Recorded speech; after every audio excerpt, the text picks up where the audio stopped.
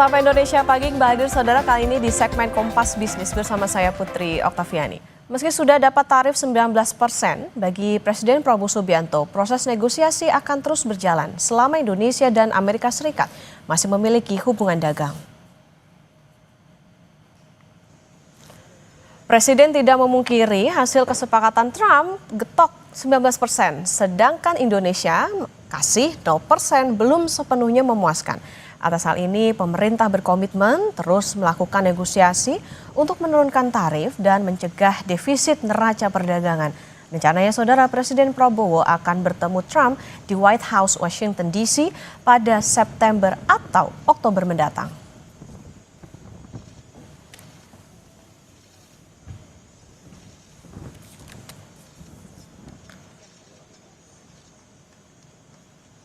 Ya, kita terus akan namanya hubungan dagang itu terus-menerus kita negosiasi, ya.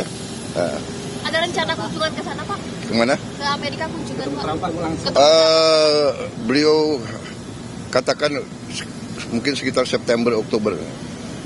Semua sudah kita hitung, semua kita berunding, ya. Kita juga memikirkan yang penting bagi saya adalah rakyat saya. Yang penting saya harus lindungi pekerja-pekerja kita. Walaupun kita juga punya sikap, ya. Ini tawaran kita nggak mampu memberi lebih. Tapi yang penting bagi saya pekerja-pekerja kita aman, dan saya sangat optimis ekonomi kita dalam kondisi yang kuat, kondisi yang bagus, ya kan. Jadi apapun terjadi, kita akan kuat. Berikut ini, Saudara, adalah daftar tarif yang ditetapkan Amerika Serikat terhadap sejumlah negara di Asia. 16 Juli 2025, Donald Trump mengumumkan Indonesia kena tarif 19%. Angka ini jauh di bawah ancaman pertama, yaitu 32%. Kemudian Vietnam menikmati tarif sebesar 20%, namun untuk barang yang dari negara lain yang diolah di Vietnam, tarif transshipment yang diberlakukan yakni 40%. Langkah ini diambil Amerika untuk menjegal pengalihan bahan produksi dari Cina ke Vietnam yang diekspor ke Amerika. Di Indonesia, Amerika dapat akses penuh termasuk tembaga yang dipuji-puji Trump. Tarif ini serentak akan diberlakukan pada 1 Agustus 2025.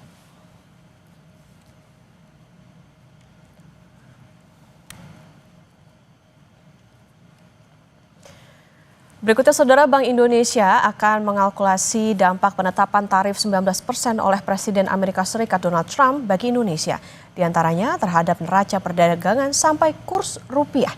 Secara umum, Bank Indonesia yakin tarif ini tetap berdampak positif bagi Indonesia.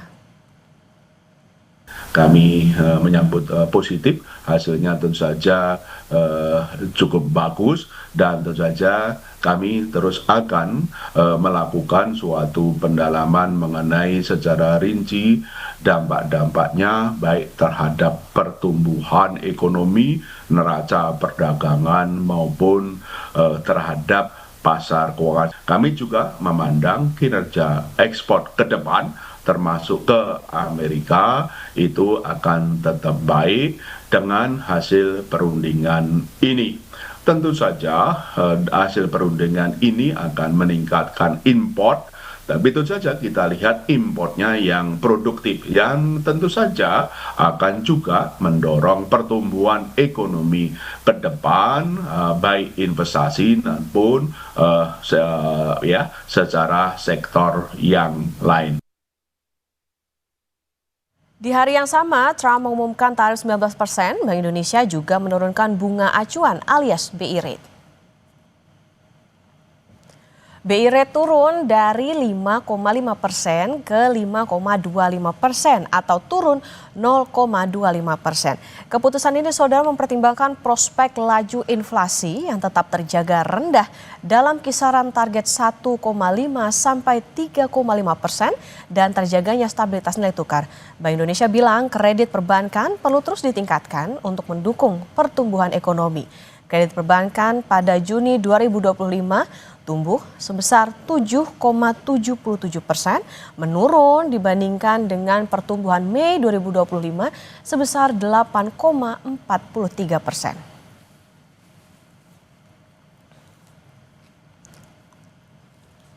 Dari sisi penawaran, perkembangan ini dipengaruhi oleh perilaku bank yang cenderung berhati-hati dalam menyalurkan kredit di tengah dana pihak ketiga yang tumbuh meningkat menjadi 6,96% year on year pada Juni 2025. Perkembangan ini mengakibatkan bank cenderung menempatkan pada surat-surat berharga dan meningkatkan standar penyaluran kredit lending standar. Dari sisi permintaan, perkembangan kredit juga dipengaruhi oleh kegiatan ekonomi yang perlu terus Ada dua sentimen positif yang datang bersamaan pada 16 Juli 2025. Bunga acuan turun, tarif Trump lebih kecil dari ancaman. Bagaimana ekonomi Indonesia ke depan? Kompas Bisnis akan tanya ke Guru Besar Fakultas Ekonomi dan Bisnis Universitas Indonesia, Profesor Telisa Aulia Valianti. Selamat pagi, Prof. Telisa.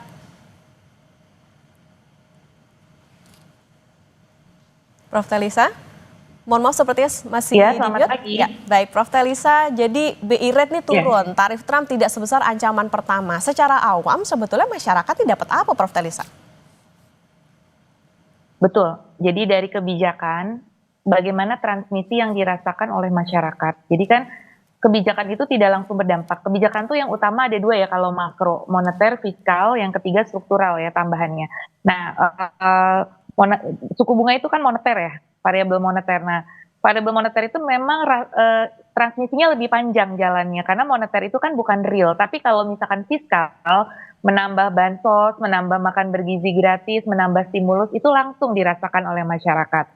Jadi kalau suku bunga, itu memang efeknya tuh tidak langsung. Karena kan gini, suku bunga jalannya itu ke suku bunga kredit, misalkan ke suku bunga kredit investasi atau ke modal kerja. Jadi masyarakat jadi mudah untuk mendapatkan modal kerja, lebih murah, kemudian mereka bisa mendorong kegiatan ekonominya atau melakukan ekspansi usaha. Nah, baru itu akan meningkatkan pendapatannya masyarakat. Nah, itu dirasakan. Nah, jadi dengan penurunan BI rate saya memandang ini membantu untuk mencapai target pertumbuhan ekonomi, karena pertumbuhan ekonomi kita kan agak melemah. Jadi BI melihat signal itu dan kemudian karena inflasinya itu rendah, BI berani untuk menurunkan dan membantu ke pertumbuhan. Karena BI itu biasanya pilihannya dua, stabilitas makro atau pertumbuhan. Nah, karena stabilitas dianggap sekarang dari sisi inflasi lumayan terjaga ataupun dari rupiah lumayan terjaga, itu berani untuk menurunkan suku bunga. Nah, kalau suku bunga turun, harapannya bisa mendorong kegiatan-kegiatan ekonomi masyarakat, baik investasi maupun konsumsi. Jadi, nah cuma masalahnya nanti transmisinya nih ke perbankan dulu. Biasa kan nggak langsung,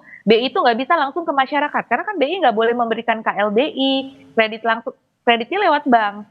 Nah, sekarang pertanyaannya banknya seperti apa? Apakah banknya itu menurunkan juga? Nah, itu jadi nanti tergantung dari perilaku bank juga dalam merespon BI rate. Jadi masyarakat dapat apa? Kuncinya juga tergantung dari bagaimana lembaga keuangan atau lembaga-lembaga intermediaris yang bergerak di sektor keuangan merespon BI rate ini. Apakah mereka juga akan menurunkan suku bunga yang dikenakan kepada konsumen atau kepada pengusaha di masyarakat, seperti itu. Oke, jadi meskipun tidak langsung efeknya, tapi diharapkan ini tentu bisa membantu target pertumbuhan ekonomi meskipun ada campur tangan bank ke masyarakat. Oke, Prof. Telisa, kita ke detail soal tarif dulu. Presiden Prabowo bilang negosiasi dengan Amerika itu sebetulnya belum selesai, tapi berjalan terus selama ada hubungan dagang. Nah, apakah bisa diartikan kalau kemarin kan dapatnya 19%, nah Indonesia ini butuh tarif yang lebih rendah lagi dari 19% itu? Betul, jadi kan tergantung jadwal dari negosiasi itu sendiri. Tadi disampaikan kan katanya akan September atau Oktober, jadi ada round berikutnya. Biasanya memang negosiasi itu ada round-roundnya, tapi kita juga bisa mengusulkan gitu. Tapi kan memang sudah diputuskan per 1 Agustus ya kalau tidak salah keputusannya untuk yang 19%. Yang belum diputuskan itu transshipment tarif. Kalau Vietnam itu sudah diputuskan 40%. Apabila kita disinyalir melakukan transshipment, jadi mengekspor melalui negara yang tarifnya lebih rendah, melakukan tarif arbitrage, itu Vietnam akan dikenakan 40. Nah, Indonesia cuma disebut aja akan ada tarif transshipment, tapi berapanya itu juga belum jelas. Jadi itu mungkin perlu diperjelas dalam negosiasi segera gitu, karena transshipment ini kemarin kita baru diskusi ya dengan para ekonom, transshipment ini bisa lebih berbahaya daripada tarif yang 19-nya gitu. Kita juga belum deal kan, kita sebagai member BRICS itu apakah jadi dikenakan 10% atau tidak. Itu juga harus kita pastikan. Jadi memang di luar 19 ini masih banyak hal yang harus kita negosiasikan. Dan harapannya nanti negosiasinya lebih baik lagi dengan data yang lebih kuat ya, sehingga kita lebih bisa negosiasi dengan baik gitu. Deal-nya ya, mudah-mudahan nanti dapat deal yang lebih baik. Tapi kalau untuk menurunkan 19, itu mungkin masih membutuhkan waktu. Karena kan baru diputuskan ya, Trump sendiri mungkin akan, ya meskipun dia bisa melakukan apapun, tetapi mungkin kalau sudah diputuskan itu kan kalau di revise dalam waktu dekat agak sulit mungkin. Nanti mungkin bisa ada di round yang September Oktober kita masih bisa bernego lagi seperti itu. Prof, jadi penegasan berarti bisa dikatakan kita juga meskipun sudah ada deal di 19%, artinya masih harus waspada soal tadi transshipment itu tadi, artinya beban untuk Indonesia bisa jadi lebih gede lagi dibandingkan dengan sekarang. Betul, betul sekali. Karena itu tadi, itu kan hanya tarif resiprokal ya. Jadi kan yang di 19 itu tarif resiprokal. Di luar tarif resiprokal ada charge tambahan karena kita member BRICS yang 10% itu. Kemudian ada transshipment hukuman apabila kita dianggap melakukan transshipment. Jadi itu juga yang mungkin perlu kita waspadai ya. Karena justru dari ekspor impor kita kan banyak juga yang memang melalui negara ketiga ya. Nanti saya belum cek sih data ke Kemendak atau Kementerian Perdagangan untuk data transshipment kita, karena data itu tidak publish sepertinya ya. Jadi ya harus kita waspadai. Jadi itu nominal aja sebetulnya tarif 19 itu. Jadi realnya harus kita hitung kembali real tarifnya gitu. Karena tadi ada tambahan-tambahan dan kemudian ada juga ada transshipment, terus juga dibandingkan dengan ini juga jangan lupa kita kan ada tarif dasar yang selama ini sudah berlaku di luar resiprokal. Tarif rata-rata tuh kemarin di kisaran 8 sampai 10. Tarif rata-rata kita ke AS. Jadi kan berarti tambahannya adalah 8 sampai 10 itu taruhlah misalkan 8 gitu ya yang terendah. 8 tambah 19 tambah kita BRICS gitu. Nah, itu kan berarti harus kita lihat kalau mau ngelihat dampaknya itu jangan lihat 19-nya saja begitu intinya. Oke, jadi tadi ada sebetulnya tidak hanya soal resiprokalnya saja, tapi ada tarif-tarif yang perlu diantisipasi juga. Oke, Prof, tadi soal tarifnya yang perlu diantisipasi, tapi ada lagi nggak yang perlu diantisipasi Indonesia setelah ini, terutama setelah pindah nih negara impor ke Amerika Serikat? Betul, neraca dagang kita pastinya ya. Neraca dagang kita ini kan kita menjanjikan melakukan impor ini, nah itu berpotensi melebar juga dong ya kalau impor itu semakin besar di sektor agriculture itu akan dibuka, terus kemudian di Boeing ya kita mau beli pesawat-pesawat Boeing gitu kan, itu kan besar-besar ya nilainya. Kalau migas mungkin kita bisa shifting dari Timur Tengah ke AS, tapi apa semudah itu? Shifting kan kontrak dengan Timur Tengah mungkin sudah ada sebelumnya, jadi ya kalau kita itu juga harus hati-hati. Jadi bagaimana kita memenuhi janji kita kepada Trump harus lihat kemampuan dan neraca dagang kita, jangan sampai kita devisa kita itu shortfall in the short term gitu, tergerus gitu karena ini ya hal ini itu yang menurut saya nomor satu. Nantinya ke stabilitas keuangan dan ke devisa. Kalau devisa nanti ujungnya ke stabilitas rupiah. Itu yang perlu kita waspadai. Kemudian yang kedua, dengan adanya penguatan tarif ini, dengan adanya ini kan dolar juga semakin menguat nih ya. Walaupun dolar sempat melemah, tapi kemarin dolar sempat menguat sehingga dolar menguat itu kan khawatir ke rupiah. Nah, dengan bunga yang turun, interest rate diferensial kita kan turun tuh. Ancaman kepada rupiah itu harus kita waspadai. Tapi saya yakin sih Bank Indonesia sudah menghitung dampak ini gitu ya. Mungkin itu masih bisa dimitigasi sehingga masih bisa menurunkan ke BI rate yang lebih rendah tadi gitu. Kalau kita kaitkan sama BI rate, jadi stabilitas rupiah itu juga menjadi yang ini dan neraca dagang. Dan yang ketiga, hal yang penting kita antisipasi, negara lain minta tarif yang sama, yaitu tarif 0. Nah itu biasanya gitu loh, kok Amerika dikasih kita enggak? Nah itu yang perlu kita waspadai, itu sih. Jadi nanti kalau semua minta 0 ya bagaimana dengan impor kita dan neraca dagang dan devisa kita, itu yang sangat perlu kita antisipasi. Oke, nah Prof, kalau itu kan tadi respon kita terhadap bagaimana tarif dari Amerika Serikat. Nah, kalau nantinya ada reaksi dari Tiongkok, seperti apa kita harus mengantisipasi atau punya mitigasi yang tepat? Ya, ini kayak game teori ya, jadi Tiongkok ngapain, kita ngapain. Jadi karena Tiongkok dengan kita juga hubungannya erat seperti itu ya. Kalau Tiongkok kan sebetulnya ada awal-awal ya, saya belum update yang terakhir, tapi awal-awal itu kan memang akan juga melakukan retaliasi. Apabila Tiongkok melakukan retaliasi, dia juga akan mengenakan tarif impor yang tinggi kepada produk-produk Amerika Serikat seperti itu. Nah, itu kan kemudian perang dagang menjadi semakin memanas ya. Jadi karena itu kita member BRICS secara tidak langsung, apabila nanti Cina melakukan retaliasi, kalau Cina nerima aja mungkin impact-nya akan lebih soft. Tapi kalau misalkan Cina melakukan retaliasi, artinya apa? Perang dagang semakin memanas. Nah tadi peluang Indonesia untuk dapat tarif yang lebih tinggi karena kita dianggap satu geng dengan Tiongkok, ya itu akan semakin tinggi. Itu aja sih. Jadi dan kemudian nanti ketika perang dagang semakin memanas, itu memang sudah ada tuh trade policy uncertainty index tuh naik, terus perdagangan global juga turun. Kalau global trade turun, harga komoditas itu akan turun. Nah, sedangkan Indonesia itu sangat tergantung APBN-nya, penerimaannya, ekspornya itu sangat tergantung pada harga komoditas. Kalau harga komoditas turun, booming, ya nanti banyak implikasinya ke makroekonomi kita ya, ke pajak kita, penerimaan bagi hasil ekspor, kemudian ini cukup akan banyak. Jadi mitigasi kepada PDB kita yang kemarin sudah cukup lemah, ya maksudnya lemah dibanding biasanya. Sebetulnya tidak lemah kalau dibanding negara lain, tapi dibanding biasanya kan dibanding rata-rata yang selama ini historis kita gitu. Jadi itu harus kita antisipasi sih. Saya para ekonom juga kemarin banyak berdiskusi ya, bukan ya cukup intens juga untuk bagaimana kita memitigasi berbagai resiko yang muncul ini, menguatkan ekonomi lokal dan UMKM kita nih gimana nih di tengah serbuan impor nanti gitu. Oke, keanggotaan Indonesia di BRICS ini juga perlu diantisipasi juga karena kan ada sentimen dari Presiden Trump terhadap BRICS. Oke, Prof Talisa nanti kita lanjutkan kembali terutama soal bagaimana di posisi yang sama ini juga BI sedang menurunkan BI rate-nya dari ke 5,25. Tapi usai jeda Prof Talisa dan juga saudara tetap bersama kami di Kompas Bisnis.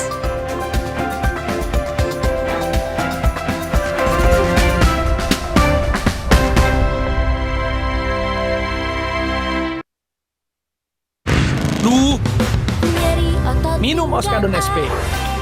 Nyeri otot punggung sis. Minum Oskadon SP. Aktif Oke Formula, redakan nyeri tanpa ngantuk. Oskadon SP. Sakit pinggang, nyeri otot, nyeri sendi. Go, let's go. Pancen Oye. Mama Lime Grade, pencuci piring dari tumbuhan, 100% food grade dengan Natura Plant Essence. Mama Lime Grade, efektif angkat lemak, piring bersih kesat, tangan tetap lembut. Juga efektif bersihkan kotoran dan bakteri di buah sayur. Mama Lime Grade, pencuci piring dari tumbuhan. Lime. Yuk bikin masakan yang pasti diserbu. Pakai kecap sedap kedelai hitam spesial. Bikin lidah auto pati. Cumi kecap nih. Will Goes Approved Specialisius. Looks good kan? Taste good. Kecap sedap kedelai hitam spesial. Looks and taste beyond good. Dari Wings Food. Bukan, itu kepala. Ini baru kelapa. Ribet bukannya. Just Juice baru. Rasa kelapa muda gercep. Granulanya cepet lagi. Just kelapa muda. Gercep banget. Just Juice rasa kelapa muda. Oh semua suka Just Juice. Dari Wings Food. Kata orang, gue itu si paling kerja, syuting seharian, tiba-tiba sakit kepala. Oskadon, oke buat sakit kepala. Bekerja aktif di pusatnya, dapat diminum sebelum makan, tanpa ngantuk. Oskadon, solusi oke, sakit kepala. Pancen Oye. Kita generasi bersih sehat yang berani main di luar. Nuvo Family melalui Wings Group membantu UNICEF wujudkan generasi bersih sehat melalui program WASH di sekolah. Nuvo Family, 2 steps ahead melindungi 24/7. Generasi bersih sehat, berani main di luar.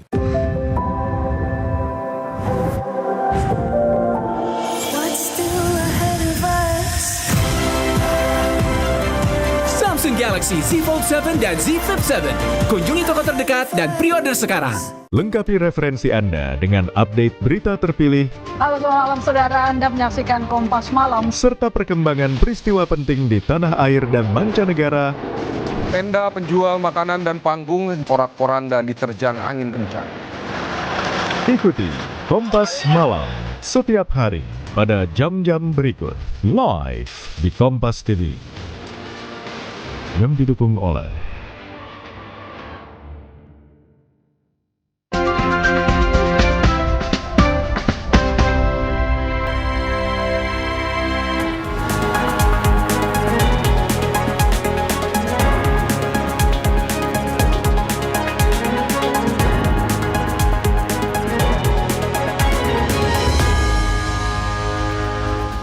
Kompas Bisnis masih menemani Anda saudara dan kita akan lanjutkan perbincangan bersama dengan Guru Besar Fakultas Ekonomi dan Bisnis Universitas Indonesia, Profesor Talisa Aulia Valianti. Prof Talisa, kita lanjutkan lagi. Kalau tadi soal tarif, sekarang kita ke soal Bank Indonesia juga menurunkan BI rate ke 5,25%.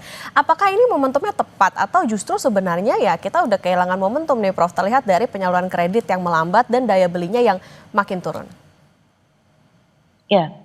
Karena Bank Indonesia itu memang harus lebih berhati-hati ya Mbak, tidak bisa hanya ke growth. Karena seperti saya sampaikan dual mandat. Dual mandatnya itu di Undang-Undang P2SK, selain menjaga stabilitas moneter dan keuangan, mandat lainnya adalah untuk mendukung pertumbuhan ekonomi yang berkelanjutan. Jadi meski ya semi dual mandat ya, nggak persis banget dual mandat seperti di US atau di beberapa negara maju lain, tapi kita itu artinya ada ketambahan untuk pertumbuhan gitu. Nah, BI selama ini banyak kan ke stability fungsinya. Nah, namun sekarang dia diberikan tambahan tugas untuk pertumbuhan juga. Jadi memang BI itu tidak bisa menurunkan suku bunga secara drastis, karena ada yang bilang kok kerendahan ya, karena harus hati-hati karena kita masih punya peluang capital outflow, maksudnya punya tantangan capital outflow karena di kondisi sekarang kan sangat volatile nih geopolitiknya.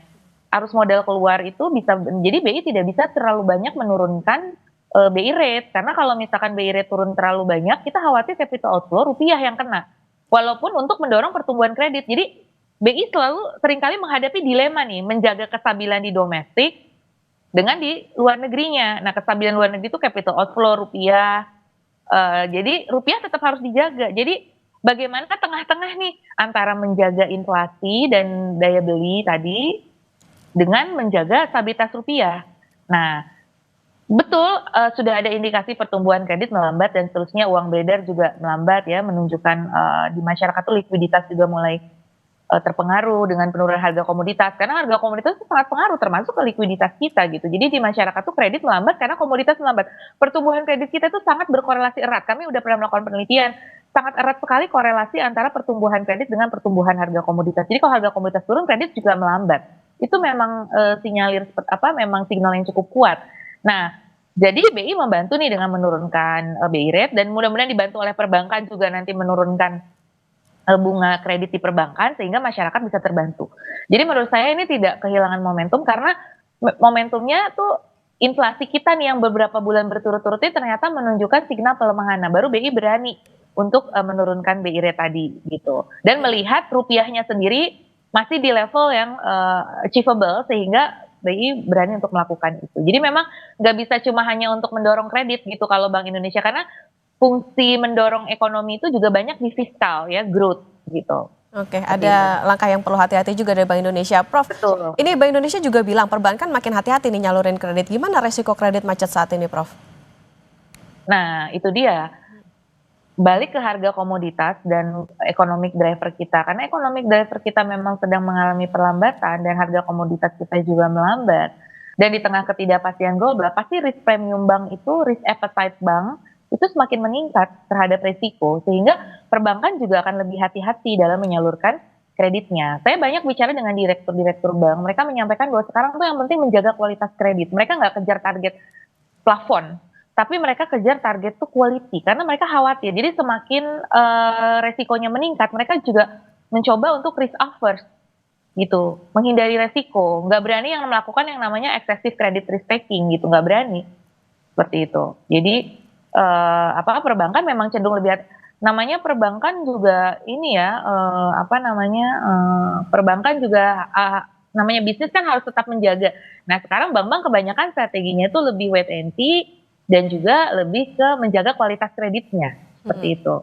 Oke, ada langkah hati-hati dari Bank Indonesia terutama untuk menurunkan BI rate tadi, tentu juga sudah mempertimbangkan bagaimana kondisi dan juga dampak dari faktor-faktor eksternal termasuk juga tadi tarif Trump ya, Prof. Ini the clock is ticking, kita tunggu bagaimana nanti dari pemerintah supaya bisa tetap menjaga ekonomi bisa tetap stabil di tengah adanya pengaruh dari internal maupun eksternal. Terima kasih Guru Besar Fakultas Ekonomi dan Bisnis Universitas Indonesia, Profesor Talisa Aulia Valianti. Sehat selalu, Prof.